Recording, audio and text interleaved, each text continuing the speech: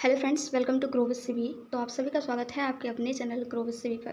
तो आज की वीडियो में हम देखने वाले हैं ईवीएस सेक्शन के यानी कि एनवायरमेंटल स्टडीज़ के कुछ मोस्ट इंपॉर्टेंट क्वेश्चंस जो कि सीटेट एग्जाम में पूछे गए हैं। यानी कि आज हम देखने वाले हैं प्रीवियस ईयर के मोस्ट इंपॉर्टेंट क्वेश्चंस।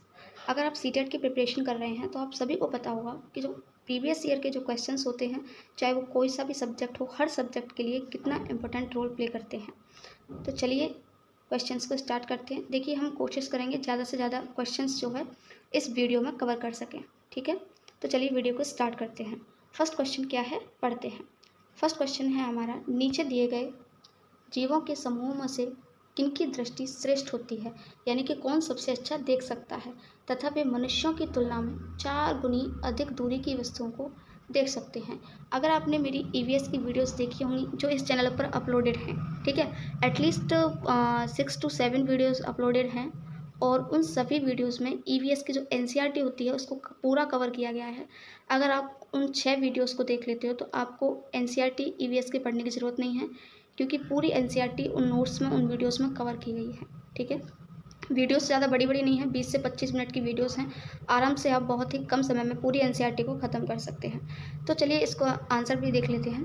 तो उन जीवों के समूह को हमें सिलेक्ट करना है जो मनुष्य से 4 गुना अधिक दूरी की वस्तुओं को देख सकते हैं। तो इसका राइट जो आंसर है वो है हमारा चील, गरुड़ और गिद्ध। ठीक है, यहाँ गरुड़ की जगह बाज भी आ सकता है, चील, बाज और गिद्ध। ठीक है, तो जब मैंने आपको ये पढ़ाया था तब मैंने आपको बताया था कि चील, बाज और गिद्ध ऐसे पक्षी हैं जो हमारी तुलना में 4 गुना अधिक दूरी तक देख सकते हैं। नेक्स्ट क्वेश्चन देखिए, आप जो है इसके नीचे सॉल्यूशन भी दिया है, इसको भी पढ़ सकते हैं। ठीक है, नेक्स्ट क्वेश्चन देख लेते हैं। नीचे दिए गए खेती करने के विवरण को पढ़िए और इस ढंग की पहचान कीजिए। यानी कि एक कोई खेती है जिसके बारे में दिया गया है, हमें पहचानना है कि ये कौन सी खेती है। एक फसल को काटने के बाद खेत को कुछ वर्षों के लिए खाली छोड़ दिया जाता है। मे बी आपको यहीं से कुछ याद आ रहा होगा कि जब एक वर्ष खेती करने के बाद वहाँ पर यानी उस जगह को खाली छोड़ दिया जाता है कुछ वर्षों के लिए और उसमें कुछ भी नहीं उगाया जाता। इस भूमि में बांस या अन्य खरपतवार जो भी कुछ उगाता है उन्हें उखाड़ा नहीं जाता है, काट कर क्या कर दिया जाता है, जला दिया जाता है। यह राख भूमि को क्या करती है, उर्वरक बनाती है, यानी कि उपजाऊ बनाती है।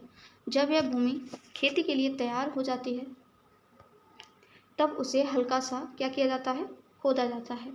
भूमि को जोता नहीं जाता और उस पर बीज छिड़क दिए जाते हैं। अगर आपने जो है वो क्लासेस की होंगी तो आपको इसका आंसर पता होगा। चलिए, इसका सही आंसर है झूम खेती। जी हाँ, झूम खेती में यही होता है।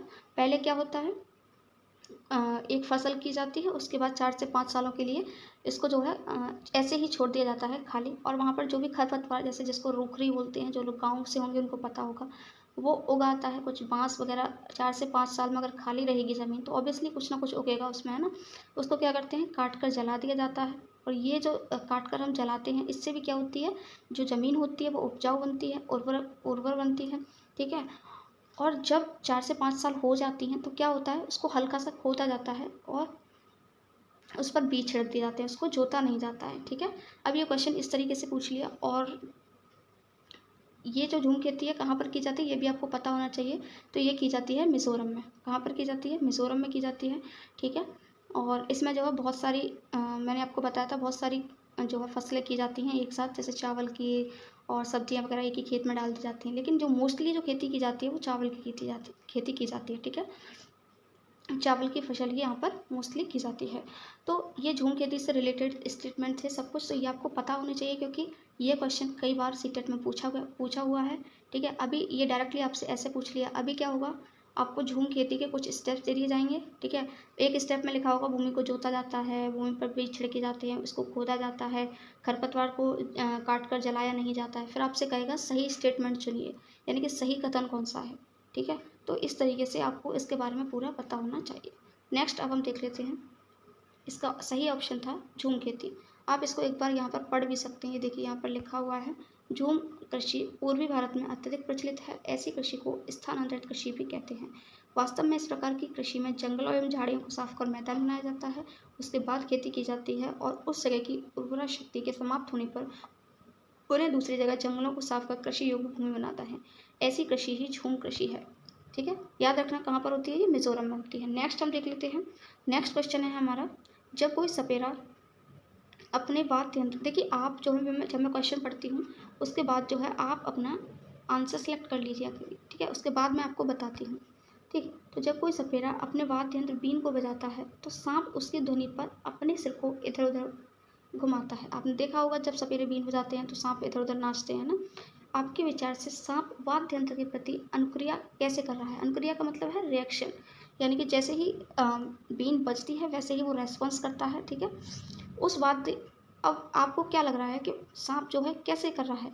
ऑप्शन पढ़ लेते हैं। उस वाद्य यंत्र की गति को देखकर, उस वाद्य यंत्र द्वारा उत्पन्न कंपनों के प्रति अनुक्रिया करके, उस वाद्य यंत्र को सुनकर, या उस वाद्य यंत्र की ध्वनि को सुनकर। तो मैंने जब आपको पढ़ाया था तो उसमें मैंने आपको बताया था कि सांप क्या है? सांप जमीन में हुए कंपन यानी कि वाइब्रेशन के थ्रू रेस्पॉन्स करते हैं, उनको वाइब्रेशन के थ्रू ही पता चलता है कि उनका शिकार कहाँ पर है। तो ऑप्शन बी यहाँ पर बिल्कुल करेक्ट हो जाएगा। ठीक, नेक्स्ट क्वेश्चन हम देख लेते हैं। देखिए सांपों के बारे में जब मैंने आपको पढ़ाया था तो मैंने आपको वहाँ पर बहुत सारे स्टेटमेंट बताए थे। ठीक है, जो सांपों को अपनी धुन पर नचाते हैं उन लोगों को हम कहते हैं कालबेलिया। क्या कहते हैं? कालबेलिया। ठीक है, और ये जो बीन होती है सांप की, जो सपेरा बजाते हैं, बीन बोलते हैं जिसको, वो बनी होती है लौकी की। किसकी बनी होती है? लौकी की बनी होती है। ठीक है, देखिए ये क्वेश्चन सीटेट में पूछे गए हैं इसीलिए मैं आपको बता रही हूँ। नेक्स्ट क्वेश्चन हम देख लेते हैं। नेक्स्ट क्वेश्चन है हमारा, परिवार एक इकाई होता है जिसमें माँ, पिता और उसके 2 बच्चे होते हैं। यह कथन, अब देखिए स्टेटमेंट ये दिए हुए हैं, हमें पढ़ने हैं कौन सा सही है। तो परिवार एक इकाई होता है जिसमें माँ, पिता, उनके 2 बच्चे होते हैं। सत्य है क्योंकि सभी भारतीय परिवार इसी प्रकार के होते हैं। नेक्स्ट ऑप्शन पढ़ लेते हैं। सही नहीं है क्योंकि इस कथन में यह स्पष्ट करना चाहिए कि बच्चे जैविक होते हैं। नेक्स्ट कथन सही नहीं है क्योंकि परिवार के कई प्रकार के होते हैं तथा परिवार का केवल एक ही प्रकार में वर्गीकरण नहीं किया जा सकता। और लास्ट हमारा स्टेटमेंट है सत्य है क्योंकि यह किसी आदर्श परिवार का आकार है। अब देखिए इसमें आपको सबसे सही जो स्टेटमेंट लग रहा है वो क्या लग रहा है? अब देखिए पहले जैसे हम इसकी बात कर लेते हैं, ऑप्शन नंबर सी की, तो ये हमें कहीं ना कहीं सही लग रहा है। क्यों लग रहा है?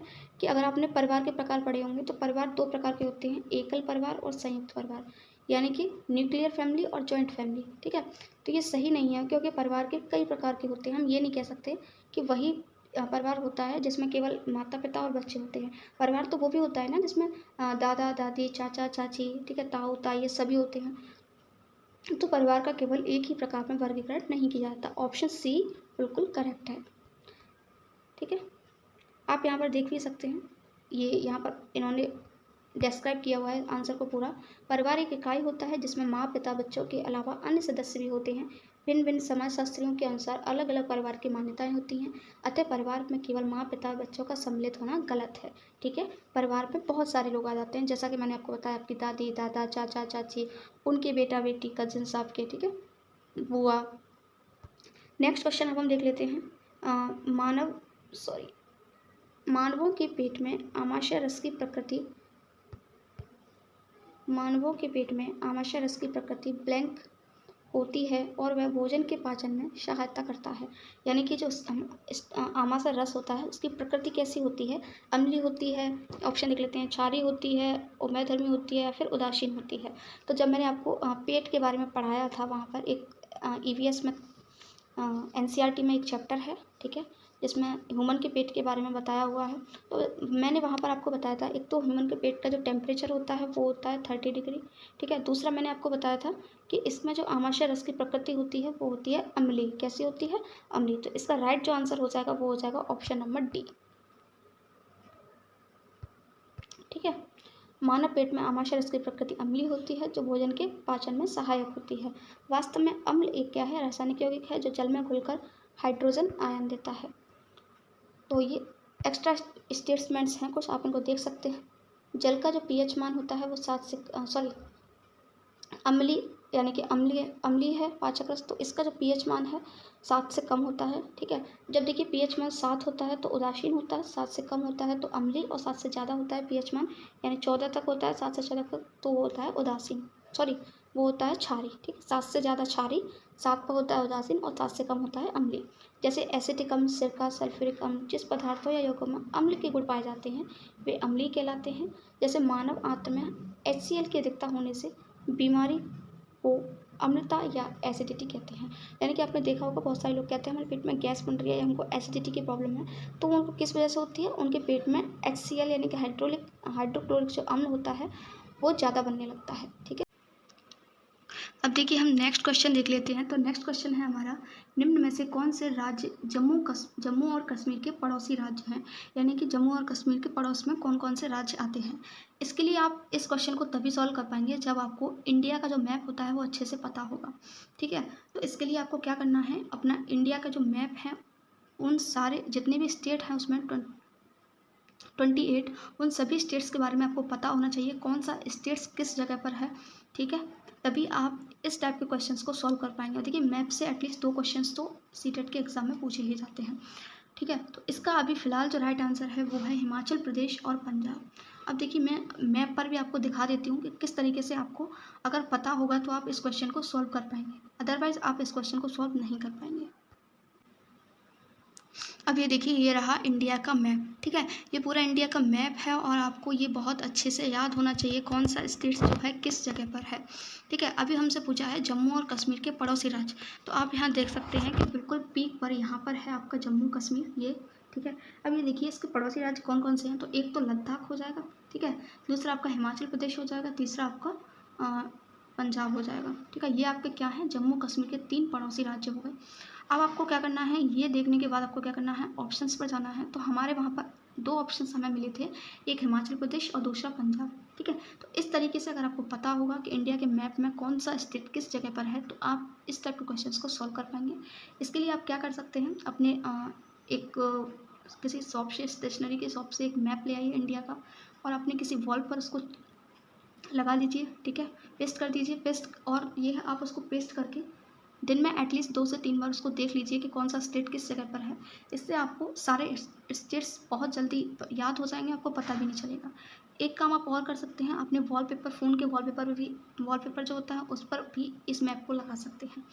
तो चलिए नेक्स्ट क्वेश्चन हम देख लेते हैं।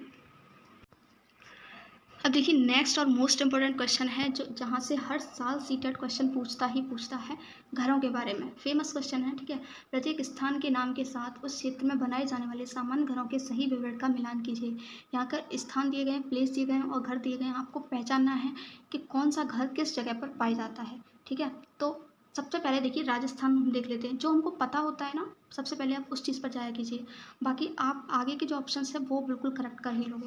तो देखिए जब मैंने आपको जब पढ़ाया था तो बताया था राजस्थान में गर्मी बहुत होती है, इसलिए वहाँ पर क्या होते हैं, मिट्टी के घर होते हैं, क्योंकि मिट्टी क्या करती है, मिट्टी हमें ठंडक प्रदान करती है। अब देखिए इसमें ऑप्शन मिट्टी वाला है या नहीं है, तो देखिए इसमें 4th ऑप्शन है, मिट्टी के घर जिनकी छतें कटीली झाड़ियों से छाई होती हैं। तो हमारा जो ए ऑप्शन है उसका राइट आंसर हो जाए, सॉरी बी ऑप्शन है उसका राइट आंसर हो जाएगा 4th। ठीक है, ये हमारा हो चुका। अब देखिए असम, असम में जब आपको मैंने पढ़ाया था तो मैंने बताया था कि असम में क्या होता है, बहुत बारिश होती है, इसलिए वहाँ पर क्या होते हैं, बांस के खंभों पर बहुत ऊंचे घर बनाए जाते हैं, लगभग 1.5 से 2 फुट ऊंचे। ठीक है, तो सी का आपका ऑप्शन हो जाएगा फर्स्ट करेक्ट, ये भी हो चुका। अब आपका कौन सा रह गया, मनाली और लद्दाख। तो लद्दाख में देखिए इसके नीचे मुझे लगता है एक ऑप्शन और दिया हुआ है, ये देखिए पत्थर के बने घर जिनके फर्श और छतें लकड़ी की बनी होती हैं, तो ये कहाँ पर होता है, ये होता है आपका, देखिए इसमें नीचे भी ऑप्शंस दिए हुए हैं ABCD। ठीक है, तो इसका जो कौन कौन सा हो गया था हमारा, राजस्थान हो गया, असम हो गया। ठीक है, और लद्दाख, लद्दाख में मैंने आपको बताया था कि जो घर होते हैं वो किसके बने होते हैं, पत्थर के बने होते हैं, और जिनके फर्श और छतें कैसी होती हैं, लकड़ी की बनी होती हैं। ठीक है, और नेक्स्ट हमारा लास्ट ऑप्शन बचा तो वो हमारा हो जाएगा मनाली। मनाली का आपका राइट आंसर हो जाएगा पत्थर और लकड़ी से बने ढालू छतों वाले घर। ठीक है, यानी कि पत्थर से बने होते हैं और लकड़ी से भी ढालू छतों वाले होते हैं, जिससे कि यहाँ पर बर्फ़ जो होती है वो नीचे आकर गिर जाए। ठीक है, जो घर होते हैं उन पर बर्फ़ ना रुके। तो ये जो है आपका सही हो गया। देखिए आपका बी का हो गया था आपका राजस्थान चौथा, तो देखिए बी का चौथा किस में है, बी का चौथा एक तो इसमें मिल रहा है आपको और एक इसमें मिल रहा है। ठीक है, और सी का आपका था असम का आपका हो रहा था करेक्ट फर्स्ट। ठीक है, तो सी का फर्स्ट आपको डी में भी मिल रहा है और इसमें भी मिल रहा है। अब डी पहले का देख लेते हैं, मनाली। मनाली का आपका दूसरा पत्थर या लकड़ी से बने ढालू छतों वाले घर। तो ए का दूसरा सिर्फ आपको ऑप्शन डी में मिल रहा है, तो आपका ऑप्शन नंबर डी हो जाएगा बिल्कुल करेक्ट। ठीक है, ये देखिए मनाली, मनाली में पाए जाते हैं पत्थर और लकड़ी से बने ढालू छतों वाले घर। राजस्थान में मिट्टी के घर, असम में बांस के खंभों पर बने घर, लद्दाख में पत्थर के बने घर जिनके फर्श और छतें लकड़ी की बनी होती हैं। ये सारे जो घर हैं वो मैं आपको एक्सप्लेन कर चुकी हूँ। ठीक है, तो अगर आपने अभी तक वो जो वीडियोस हैं ईवीएस में, मैंने जिन वीडियोस में मैंने आपको ईवीएस पूरी कंप्लीट करवाई है एनसीईआरटी, वो आपने अभी तक नहीं देखी है तो आप उनको देख सकते हैं। ठीक है, उनकी प्लेलिस्ट जो है बनी हुई है। नेक्स्ट क्वेश्चन अब हम पढ़ लेते हैं। नेक्स्ट क्वेश्चन है, पशुओं की त्वचा पर विविध पैटर्न यानी कि डिजाइंस, यानी कि आप जो स्किन होती है पशुओं की, जैसे कि आपने देखा होगा जो जिराफ होता है उसकी जो स्किन होती है कैसा होता है पैटर्न उसका, ब्लैक होती है, वाइट का ऐसे कुछ करके होता है। ठीक है, ब्लैक एंड वाइट। और गाय का कैसा होता है, वाइट होता है। शेर की कैसी होती है, तो शेर की येलो कलर की होती है। तो अलग अलग पैटर्न्स, अलग अलग डिजाइंस आपको मिल जाएंगे जो पशु होते हैं उनकी स्किन पर। तो वो किसके कारण होते हैं ये हमें बताना है। तो उनकी त्वचा पर बालों के कारण होते हैं, जलवायु के कारण होते हैं, उनकी शारीरिक शक्ति को इंगित करते हैं, या फिर परावर्तित प्रकाश के कारण होते हैं। तो अगर इसका जो राइट आंसर है वो हो जाएगा उनकी त्वचा पर बालों के कारण। यानी कि अगर आप पता है जब आप उनके बालों को काट दोगे तो आप ये देखोगे कि उनकी जो बॉडी है, उनकी जो स्किन है उस पर किसी भी प्रकार का कोई भी पैटर्न नहीं पाया जाता है। वो उनकी बॉडी पर बाल होते हैं इस तरीके के, उन्हीं बालों की वजह से ये पैटर्न और डिज़ाइन आपको दिखाई देते हैं। ठीक है, अब चलते हैं नेक्स्ट क्वेश्चन पर। नेक्स्ट क्वेश्चन है आपका 84। जो व्यक्ति जंगल में कम से कम 25 वर्षों से रह रहे हैं उनका उस जंगल भूमि पर और उसमें पैदा होने वाली वस्तुओं पर अधिकार है। यह जनादेश किसके द्वारा दिया गया। तो देखिए जब मैंने आपको पढ़ाया था ये पूरा एज इट इज जो स्टेटमेंट है वहाँ पर मैंने आपको बताया था। ठीक है, तो ये दिया गया है जंगल अधिकार अधिनियम 2007। Option D is the right answer. इसका राइट आंसर है जंगल अधिकार अधिनियम 2007। इसके अनुसार क्या है, ये हम इसको पढ़ लेते हैं। ठीक है, इसके अनुसार जो व्यक्ति जंगल में कम से कम 25 वर्षों से रह रहे हैं उनका उस जंगल भूमि पर, यानी कि वो जहाँ पर रह रहे हैं उस पर और उस भूमि पर वो जो भी अन्न वगैरह जो भी अनाज वगैरह पैदा कर रहे हैं उन सभी वस्तुओं पर अधिकार है। जंगल अधिकार अधिनियम 2007 द्वारा यही माना गया है। ठीक है, यह अधिनियम जनजाति व अन्य परंपरागत वनवासियों को वह अधिकार जो इंडियन फॉरेस्ट एक्ट 1923 के तहत छीन लिया गया था उन्हें प्रदान करता है। यानी कि ये जो अधिकार था वो इंडियन फॉरेस्ट एक्ट 1923 के तहत उनसे छीन लिया गया था। फिर ये एक्ट 2000 नया एक्ट बना 2007 में, जंगल अधिकार अधिनियम, जिसके द्वारा उन्हें ये अधिकार यानी कि द्वारा दिया गया। नेक्स्ट क्वेश्चन अब हम पढ़ लेते हैं। नेक्स्ट क्वेश्चन है, निम्न में से मच्छरों द्वारा फैलने वाले रोगों का समुच्चय कौन सा है। आप यकीन मानेंगे हज़ारों बार ये क्वेश्चन सीटेट में पूछा गया है। ठीक है, कई बार पूछा गया है, बहुत अच्छे से याद रखना है इस क्वेश्चन को। मच्छरों द्वारा फैलने वाले रोगों का समुच्चय कौन सा है, तो इसका जो राइट आंसर हो जाएगा वो है हमारा डेंगू, मलेरिया और चिकनगुनिया। ये 3 रोग ऐसे हैं जो हमें मच्छरों द्वारा फैलते हैं। आपको देखिए डेंगू का तो आपको पता ही होगा। ठीक है, और मलेरिया और लास्ट है आपका चिकनगुनिया। ये 3 रोग ऐसे हैं जो किसके द्वारा फैलते हैं, मच्छर के द्वारा फैलते हैं। थोड़ा सा देखिए इनके बारे में पढ़ लेते हैं। ठीक है, मच्छरों से फैलने वाले रोग डेंगू, मलेरिया, चिकनगुनिया है। डेंगू एवं चिकनगुनिया किसके द्वारा फैलते हैं, तो ये फैलते हैं एडीज मच्छरों के काटने से। इन दोनों के लक्षण लगभग एक जैसे ही होते हैं। देखिए आपको पता होना चाहिए कि डेंगू और चिकनगुनिया मच्छर से तो फैलता है, लेकिन किस मच्छर से फैलता है, तो वो फैलता है एडीज मच्छर से। ठीक है, जो हो सकता है आगे क्वेश्चन में पूछ लिया जाए। जोड़ों में दर्द दोनों प्रकार की बीमारियों में रहता है, परंतु चिकनगुनिया में ये दर्द वर्षों तक रह सकता है। जबकि मलेरिया के वाहक मच्छर मादा एनफ्लूएंजा हैं। यानी कि जो मलेरिया फैलता है वो किस मच्छर द्वारा फैलता है, तो वो फीमेल यानी कि मादा एनाफ्लेस जो मच्छर होता है उसके द्वारा फैलता है। यह रोग प्रोटोजोआ परजीवी द्वारा फैलता है। नेक्स्ट क्वेश्चन पढ़ लेते हैं हम। गटबड़ी पौधा यानी कि नीपेथिस, ये सीटेट का फेवरेट क्वेश्चन है, ये समझ लिए कई बार ये क्वेश्चन पूछा गया है। देखिए मोस्ट इंपॉर्टेंट क्वेश्चंस मैं आपको करवा रही हूँ। वीडियो अच्छी लग रही हो तो वीडियो को लाइक ज़रूर कर देना। ठीक है, क्वेश्चन नंबर 86 पढ़ते हैं। गटबड़ी पौधा नीपेथिस, नीपेथिस क्या करता है, ये 4 स्टेटमेंट दिए गए हैं, जो भी आपको सही लग रहा है उसका आंसर वही राइट आंसर होगा। तो कीड़े मकोड़ों को आकर्षित करने के लिए उच्च तारत्य की ध्वनियाँ निकालता है। इसका मुंह छोटी छोटी कांटियों से ढका होता है। नेक्स्ट ऑप्शन है भारत में नहीं पाया जाता है। ठीक है, लास्ट ऑप्शन है मेढकों, कीड़ों मकोड़ों और चूहों को चालाकी से फंसाकर खा जाता है। तो इसमें आपको जब मैंने आपको नीपेथिस के बारे में पढ़ाया था तो आपको पता होगा कि कौन सा आंसर जो है राइट है, और आई होप कि आपने बिल्कुल सही किया होगा। तो इसका जो राइट आंसर है वो है ऑप्शन नंबर डी। ठीक है, देखिए भारत में नहीं पाया जाता तो भारत में पाया जाता है, ये भारत के मेघालय राज्य में पाया जाता है, ठीक है। इसका मुँह छोटी कटियों से ढका होता है, बिल्कुल नहीं होता। देखिए इसका ये जो होता है घड़े के आकार जैसा होता है, ठीक है। और इसका जो